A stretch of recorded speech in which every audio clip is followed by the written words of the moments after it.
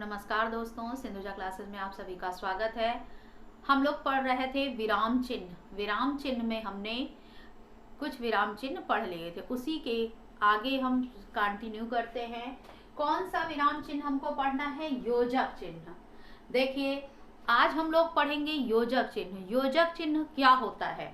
योजक चिन्ह के बारे में देखिए, योजक चिन्ह का दूसरा नाम संयोजक चिन्ह भी है और उसी का दूसरा नाम सामासिक चिन्ह भी है। यानी योजक चिन्ह को अन्य किन नामों से जानते हैं? योजक चिन्ह को संयोजक चिन्ह और सामासिक चिन्ह, इन दो अलग अलग नामों से और भी जानते हैं। और इसका चिन्ह क्या होता है? ये एक छोटी सी लाइन होती, इसे हम योजक चिन्ह कहते हैं। योजक चिन्ह का प्रयोग हम कई परिस्थितियों में, अलग अलग परिस्थितियों में करते हैं। जैसे देखिए क्या लिखा है, इस चिन्ह का प्रयोग निम्नलिखित परिस्थितियों में किया जाता है। जैसे नंबर 1, सामासिक पदों या युग्म शब्दों के मध्य में किया जाता है। क्या कह रहा है? या तो सामासिक शब्द हो या फिर युग्म शब्द हो। युग्म मीन्स जोड़ा, जोड़े वाले जो शब्द होते हैं उनके बीच में हम योजक चिन्ह का प्रयोग करते हैं। जैसे करके देखिए, जय पराजय, जय पराजय, ये हमेशा किस में आते हैं? जोड़े के रूप में आते हैं। किस में आते हैं? युग्म के रूप में आते हैं। और जो ऐसे शब्द होते हैं जो युग्म के रूप में आते हैं उनके बीच में क्या होता है? योजक चिन्ह का प्रयोग किया जाता है। आगे देखिए, जैसे लाभ हानि, लाभ हानि, जो हमारा लाभ है, हानि है, ये भी क्या है? एक दूसरे के पूरक है। लाभ हानि, इन दोनों के बीच में भी हम किसका प्रयोग करेंगे? योजक चिन्ह का प्रयोग करेंगे। किसका प्रयोग करेंगे? योजक चिन्ह का प्रयोग करेंगे। दो दो, दो दो आदि। देखिए, कहने का मतलब है ऐसे, या तो वो सामासिक पद हो। सामासिक का मतलब क्या होता है? देखिए, जहां पे दो पद समास से बने हो वहां पे, या फिर युग्म मीन्स जोड़े के रूप में, जो हमेशा जोड़े के रूप में आते हैं उनमें हम क्या करते हैं? योजक चिन्ह का प्रयोग करते हैं। अगला है तुलनावाचक शब्द। देखिए, तुलनावाचक शब्द क्या होते हैं? कुछ ऐसे शब्द होते हैं जो हम दो चीजों के बीच में तुलना करते हैं तो उनमें प्रयोग किए जाते हैं। यानी तुलनावाचक शब्द, सा, सी, से, के समान, सरी, सौ, आपने पढ़ा होगा अलंकार में। ये क्या शब्द होते हैं? सा, सी, से, ये दो चीजों के बीच में तुलना करने वाले। जैसे आपने देखा होगा, सीता का मुख चंद्रमा के समान है। ठीक, समान भी क्या हो गया? तुलना कर रहा है कि उनका मुख चंद्रमा के समान है, दोनों की तुलना की जा रही है। तो ऐसे शब्दों में क्या होता है? जहां पे ये शब्द आते हैं इनसे पहले योजक चिन्ह का प्रयोग किया जाता है। जैसे देख लीजिए, चांद सा चेहरा, चांद सा चेहरा, क्या कह रहा है? चांद सा चेहरा, यानी कि जो उसका चेहरा है वो किसके समान है? चांद के समान है। और तुलना करने वाला जो हमारा शब्द है वो क्या है? सा है। तो सा के पहले हम क्या प्रयोग करेंगे? योजक चिन्ह का प्रयोग करेंगे। आगे देखिए, अगला देखिए, फूल सी मुस्कान, फूल सी मुस्कान। देखिए, सी हमारा तुलना कर रहा है कि उसकी मुस्कान कैसी है? फूल के समान है। किसके समान है? फूल के समान है। तो बीच में किसका प्रयोग करेंगे? योजक चिन्ह का। यानी कि क्या कह रहा है? जब दो चीजों के बीच में तुलना की जाए और तुलना करने वाले शब्द जो आते हैं उनके पहले हम योजक चिन्ह का प्रयोग करते हैं। अब तुलना करने वाले आपके कोई भी शब्द आ सकते हैं, सा, सी, से, के समान, सौ, सरेस, ये सारे शब्द आ सकते हैं। तो उनके पहले हम किसका प्रयोग करेंगे? योजक चिन्ह का प्रयोग करेंगे। इसके अभी और है, आगे हम और बताते हैं। आगे देखिए, आगे अभी उसी का पार्ट है।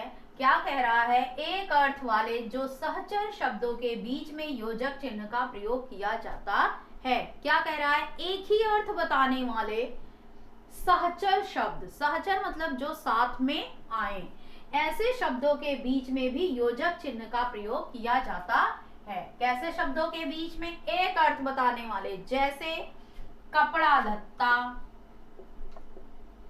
कपड़ा लत्ता, ये क्या कर रहे हैं? एक दूसरे के साथ आने वाले सहचर शब्द होते, दोनों का अर्थ सेम होता है।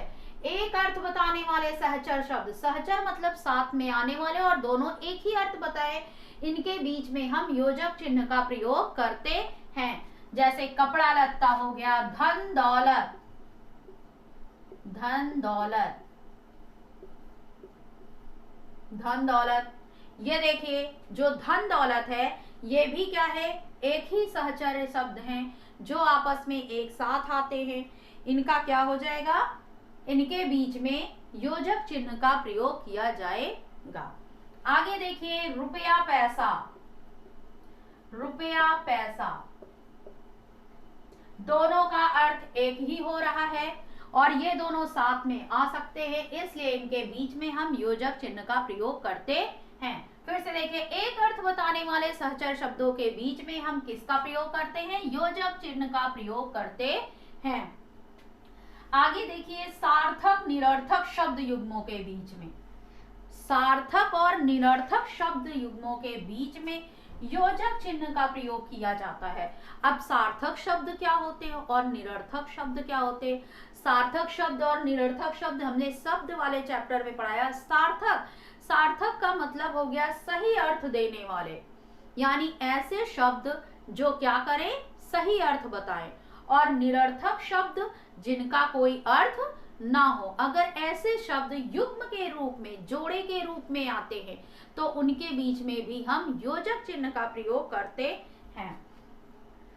आपसे ये क्वेश्चन पूछा जाएगा कि हम सार्थक और निरर्थक शब्दों के बीच में कौन से योजक चिन्ह, मतलब किस चिन्ह का प्रयोग करते हैं, तो आप क्या बताएंगे? योजक चिन्ह का प्रयोग करते हैं। जैसे उल्टा पुल्टा, जैसे उल्टा पुल्टा, हम लोग बोलते हैं क्या उल्टा पुल्टा लिख रहे हो, बोल रहे हो। देखिए उल्टा तो एक शब्द है, सार्थक शब्द है, लेकिन जो पुल्टा है ये क्या है? हम लोग बोलते हैं आम बोलचाल की भाषा में, लेकिन इसका कोई अर्थ नहीं होता है। तो ये एक सार्थक शब्द है और दूसरा हमारा क्या है? निरर्थक शब्द है। और सार्थक और निरर्थक शब्दों के बीच में हम योजक चिन्ह का प्रयोग करते हैं। जैसे खाना वाना, खाना वाना,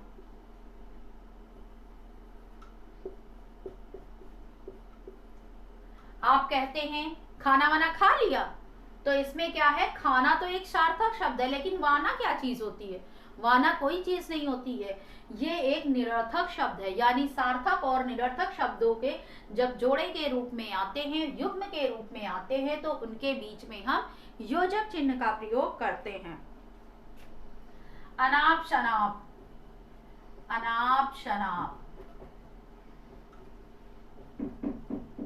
ये सब क्या है? सार्थक और निरर्थक शब्द है। अगर ये युग्म के रूप में आते हैं तो इनके बीच में योजक चिन्ह का प्रयोग करते हैं। फिर से देखिए, एक अर्थ वाले सहचर शब्दों के बीच में हम किसका प्रयोग करते हैं? योजक चिन्ह का प्रयोग करते हैं। निसार्थक और निरर्थक शब्द युग्मों के बीच में किसका प्रयोग करते हैं? योजक चिन्ह का प्रयोग करते हैं। अगला हम लोग पढ़ते हैं निर्देशन चिन्ह, निर्देशक चिन्ह। अगला हमारा है निर्देशक चिन्ह। देखिए निर्देशक चिन्ह कैसा होता है? यह योजक चिन्ह से थोड़ा बड़ा होता है। निर्देशक का मतलब होता है निर्देश देना, बताना, कोई चीज बताना। निर्देशक चिन्ह का प्रयोग किससे? योजक चिन्ह से थोड़ा बड़ा होता है। इसका प्रयोग निम्नलिखित परिस्थितियों में किया जाता है। देखिए योजक चिन्ह का प्रयोग कहाँ कहाँ किया जाता है? संवादों को लिखने के लिए। संवाद क्या होता है? जब दो लोग आपस में बातचीत करते हैं तो इसे हम संवाद कहते हैं। और जब कोई हमारी बात हमने बोली, हमारी बात हो गई, तो हम जब बोल रहे हैं तो उसके बाद क्या हुआ? हम निर्देशक चिन्ह का प्रयोग करते हैं। देखिए जैसे रमेश तुम कहाँ रहते हो? दो लोगों में बातचीत हो रही है, संवाद हो रहा है, तो संवाद वाले चिन्हों को लिखने के लिए, वाक्यों को लिखने के लिए हम किसका प्रयोग करते हैं? निर्देशक चिन्ह का प्रयोग करते हैं। किसका प्रयोग करते हैं? निर्देशक चिन्ह का। पहले रमेश ने कहा तुम कहाँ रहते हो, फिर मोहन ने कहा मैं लालगंज में रहता हूँ। तो इन दोनों को हम क्या कहेंगे? निर्देशक चिन्ह कहेंगे। क्या कहेंगे? निर्देशक चिन्ह। फिर अगला है किसी प्रकार की सूची के पहले, जैसे हम कोई सूची बनाते हैं, लिस्ट बनाते हैं, तो हम क्या करते हैं? क्या लिखा है? सफल होने वाले छात्रों के नाम निम्नलिखित हैं। है करने के बाद जो हम ये साइन लगाते, जो ये एक लाइन खींच देते हैं, इसे हम निर्देशक चिन्ह, यानी कि हम आपको बता रहे हैं कि आगे कौन कौन से बच्चे हैं। फिर से देखिए, निर्देशक चिन्ह कैसा होता है? योजक चिन्ह से थोड़ा बड़ा होता है। इसका प्रयोग हम संवादों को लिखने के लिए, यानी जब दो लोगों के बीच में बातचीत होती है तो संवादों को लिखने के लिए क्या करते हैं? हम निर्देशक चिन्ह का प्रयोग करते हैं। फिर कोई सूची बनाते हैं तो सूची के पहले हम, जैसे सफल होने वाले छात्रों के नाम निम्नलिखित है को करने के बाद हमने एक निर्देशक चिन्ह का खींच दिया, फिर उसके बाद हमने सबके नाम लिख दिए। इसके आगे है, अगला है उसी का, हम कहाँ पे निर्देशक चिन्ह का प्रयोग करते हैं? कहना, बताना, बोलना, लिखना शब्दों के बाद, यानी हम कोई बोलते हैं, कुछ बोलते हैं या कुछ लिखते हैं या कुछ बताते हैं, तो क्या करना होता है? उसके बाद में हम किसका? निर्देशक चिन्ह का प्रयोग करते हैं। जैसे गांधी जी ने कहा, क्या कहा? उसके बाद, कहने के बाद हम निर्देशक चिन्ह का प्रयोग करते हैं, हिंसा मत करो। रमेश ने लिखा, सत्यम शिवम सुंदरम, यानी कोई भी चीज कहना हो, बताना हो, बोलना हो, लिखना हो, हम अगर ऐसा काम करते हैं तो उसके बीच में हम निर्देशक चिन्ह का प्रयोग करते हैं। अगला देखिए, कोष्ठक। कोष्ठक चिन्ह, कोष्ठक चिन्ह को हम ब्रैकेट भी कहते हैं, और कोष्ठक चिन्ह का प्रयोग कहाँ कहाँ पे होता है देखते हैं। देखिए, ये हमारा एक कोष्ठक ये है, एक कोष्ठक ये है और एक कोष्ठक ये है। ये तीनों कोष्ठक है, लेकिन तीनों के नाम अलग है। जैसे ये बड़ा ब्रैकेट हो गया, बड़ा कोष्ठक हो गया, ये मंझला हो गया और ये छोटा हो गया। ये हमारे कोष्ठक, तीनों कोष्ठक कहलाते हैं, लेकिन तीनों को बड़ा, छोटा, मंझला इस तरह कहते हैं। इनका प्रयोग भी निम्नलिखित परिस्थितियों में किया जाता है। जैसे किसी कठिन शब्द को स्पष्ट करने के लिए कोष्ठक का प्रयोग करते हैं। जैसे आपने देखा होगा, जब हम किताब पढ़ते हैं, किताब पढ़ते समय बीच में कोई कठिन शब्द आ जाता है। जब कठिन शब्द आ जाता है तो उसके ब्रैकेट में लिखा रहता है, कोष्ठक में लिखा रहता है। इसका मतलब है इसी का ये अर्थ लिखा हुआ है। क्या कह रहा है? किसी कठिन शब्द को स्पष्ट करने के लिए कोई कठिन शब्द लिखा है, उसके बारे में हम नहीं जानते हैं, तो आपको बताने के लिए कि इसका अर्थ क्या होता है, ब्रैकेट में करके लिख दिया जाता है। यानी कि यहाँ पे कठिन शब्द को इजी करके बताने के लिए जो हम प्रयोग करते हैं उसे हम कोष्ठक कहते हैं। जैसे आपकी सामर्थ्य, अब सामर्थ्य मीन्स क्या होता है हमको नहीं पता, क्षमता होती है, शक्ति, क्या होता है हमको कुछ पता ही नहीं, तो सामर्थ्य का मतलब हो गया शक्ति। आप शक्ति से जान जाएंगे कि शक्ति जो है सामर्थ्य का अर्थ है, को मैं जानता हूं। यानी कि किसी भी कठिन शब्द को बताने के लिए, स्पष्ट करने के लिए हम किसका प्रयोग करते हैं? कोष्ठक का प्रयोग करते हैं। आगे देखिए, आगे देखिए, विषय, विभाग, सूचक, अंकों अथवा अक्षरों को प्रकट करने के लिए कोष्ठक का प्रयोग करते हैं। यानी कि क्या कह रहा है? कोई विषय हो, कोई विभाग हो, कोई सूचक अंक हो, अगर इनका हम प्रयोग करते हैं तो इनको प्रकट करने के लिए कोष्ठक का प्रयोग करते हैं। जैसे आप एक उदाहरण के तौर पे देखिए, संज्ञा के 5 भेद हैं, number 1, number 2, number 3, number 4, number 5। इनको हमने, जो ये नंबर है, ये संख्याएं हैं, इनको हमने ब्रैकेट में कर रखा है, कोष्ठक में कर रखा है। यानी इनको जो प्रकट करना है, इसके लिए हम किसका प्रयोग करते हैं? कोष्ठक का प्रयोग करते हैं। आगे देखिए, हंस पद है, हंस पद या त्रुटिबोधक चिन्ह। देखिए, हंस पद और त्रुटिबोधक चिन्ह क्या होता है? अगर आपको ये दे दिया जाए त्रुटिबोधक चिन्ह, तब तो आप जान जाएंगे, क्योंकि त्रुटि मीन्स होता है गलती, और गलती को बताने वाला चिन्ह आप जान जाएंगे। लेकिन अगर आपसे कहा जाए हंस पद, हंस पद में आप गलती कर सकते हैं। जब तक आपको चिन्ह याद नहीं होगा, आप नहीं बता सकते कि हंस पद चिन्ह क्या होता है। तो देखिए, हंस पद का दूसरा नाम है त्रुटिबोधक चिन्ह, और ये कैसे होता है, ये इस तरह, हंस का मतलब हंस के पैर के जैसा होता है। जब, अब देखिए ये कहाँ पे प्रयोग किया जाता है, जब किसी वाक्य अथवा वाक्यांश में कोई शब्द अथवा अक्षर लिखने में छूट जाता है, तो छूटे हुए वाक्य के नीचे हंस पद चिन्ह का प्रयोग कर छूटे हुए शब्द के ऊपर लिख देते हैं। इसका मतलब ये हुआ कि जैसे हम कोई भी लिख रहे हैं, कोई भी वाक्य लिख रहे हैं, हम अपनी बात को लिख रहे हैं, लेकिन लिखते समय कुछ छूट गया, कोई शब्द लिखने के लिए छूट गया, तो हमें पूरी लाइन काटनी ना पड़े, इस वजह से हम वहां पे बीच में हंस पद चिन्ह का या त्रुटिबोधक चिन्ह का प्रयोग करके उस छूटे हुए शब्द को ऊपर लिख देते हैं।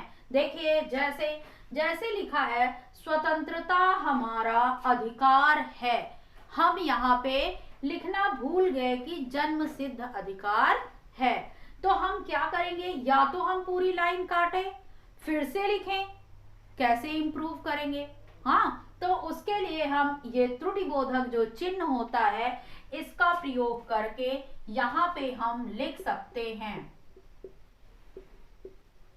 जिससे हमारी लाइन भी सही हो गई, हमारा वाक्य भी सही हो गया, और हमें दोबारा लिखना नहीं पड़ा। फिर से देखिए, हंस पद या त्रुटिबोधक चिन्ह, इसका मतलब है जहां पे हम जब किसी वाक्य या वाक्यांश को लिखते हैं और लिखते समय अगर कोई शब्द छूट जाता है, तो क्या करते हैं, उस जगह को हम लोग उस जगह पे हंस पद या त्रुटिबोधक चिन्ह का प्रयोग करके उस शब्द को लिख देते हैं, जिससे हमारा वाक्य पूरा हो जाता है। आगे अगला देखते हैं हम लोग, लोप चिन्ह।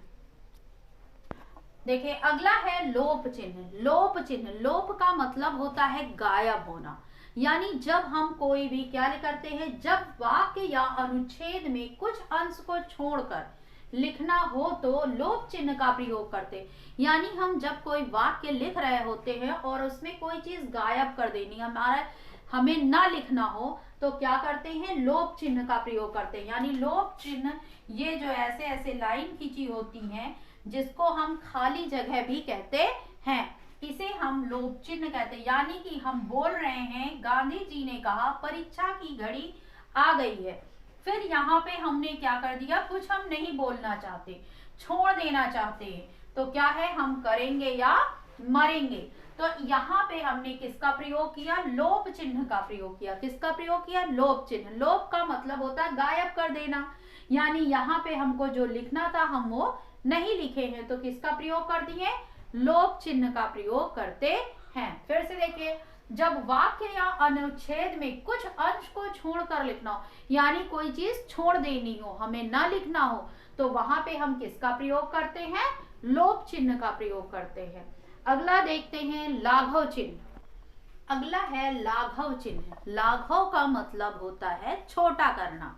क्या होता है, छोटा करना, यानी कि कोई भी, आपको कोई भी चीज लिखनी है, अगर उसको छोटे शब्दों में बताना है, तो उसमें हम लाघव चिन्ह का प्रयोग करते हैं। जैसे परिभाषा देखिए क्या लिखा है, संक्षिप्त रूप लिखने के लिए लाघव चिन्ह का प्रयोग करते हैं। यानी अगर कोई भी शब्द लिखना है, अगर हम उसको पूरा नहीं लिखना चाहते, बड़ा है, तो हम क्या करेंगे, ये जो गोल निशान बना होता है, इसको लाघव चिन्ह कहते हैं, और इसका प्रयोग कर देने से हमारा वो शब्द पूरा हो जाता है। यानी किसी भी शब्द को संक्षिप्त रूप यानी छोटा करके लिखने को ही हम लाघव, लिखने के लिए हम लाघव चिन्ह का प्रयोग करते हैं।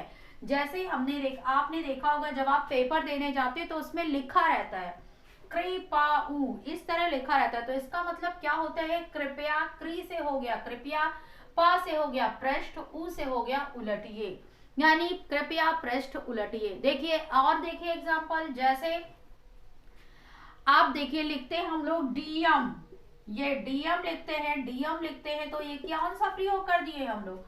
लाघव चिन्ह का प्रयोग कर दिए। कोई भी बड़ा नाम है, जैसे आप ही ने देखा होगा कुछ लोगों का नाम बड़ा होता है तो वो अपना नाम लिख देते, जैसे राजेंद्र प्रसाद का नाम हो गया तो आरपी लिख दिए, आर से हो गया राजेंद्र, पी से हो गया प्रसाद। यानी कि किसी भी शब्द को छोटा करने के लिए हम किसका प्रयोग करते हैं? लाघव चिन्ह का प्रयोग करते हैं। ये था हमारा विराम चिन्ह। विराम चिन्ह का टॉपिक खत्म हो गया। अब हम इसी तरह अगला टॉपिक लेके आते हैं। तब तक के लिए थैंक यू, बाय बाय।